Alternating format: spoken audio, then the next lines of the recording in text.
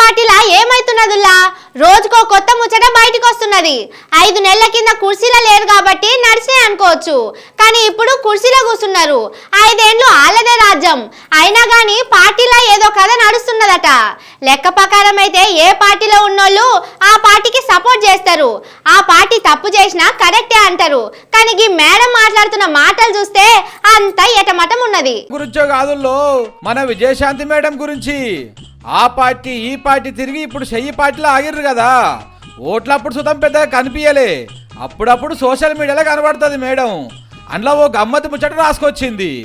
రాష్ట్రం నుండే పార్టీల పని అయిపోయిందని నిన్న కేంద్రంలో మంత్రి కిషన్ రెడ్డి సార్ అన్నాడు.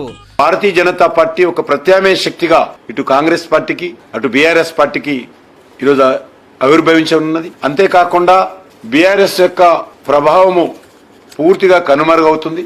ఆ పార్టీ తెలంగాణ రాజకీయాల్లో ఇర్రెలవెంట్ గా ఈరోజు అవతరించనున్నది. దాని మీద మేడం మస్తు గరమైంది. అట్లెట్ల పార్టీలు కథమవుతాయి, ఇక్కడి పబ్లిక్ కు ఆత్మాభిమానం ఎక్కువ ఉంటది, దానికోసం కొట్లాడుతూనే ఉంటారు, మాట్లాడుతూనే ఉంటారు. ఈ ముచ్చట కిషనాల్ సార్కు ఎందుకు సమజైతలేదని ఆమె సోషల్ మీడియాలో పెట్టింది.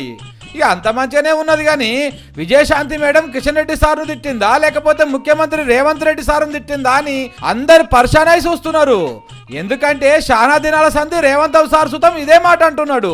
ఇయాలనో రేపో బీఆర్ఎస్ పార్టీ దుకాణం బంద్ అవుతుంది, కారు గుర్తు మీద గెలిచిన వాళ్ళు సగం మంది మా పార్టీలకు వస్తారు, మిగిలిన సగం మంది పువ్వు పార్టీలకు పోతారని చెప్పిండు. ఎంపీ ఓట్ల లెక్క తేలినాక కారు పార్టీ కనిపేదని శానా సార్లు మాట్లాడిండు.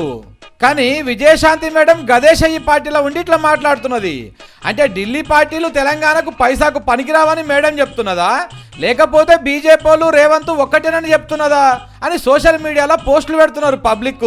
కానీ మేడం సుత అప్పట్లో తెలంగాణ కోసం మస్తు కొట్లాడిందుల్లా.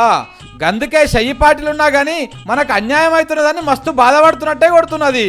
ఎంతైనా తెలంగాణ మీద పాయరం ఉన్నోళ్ళు ఏ పార్టీలో ఉన్నా ఏడ ఉన్నా మనసు కొట్టుకుంటదుల్లా.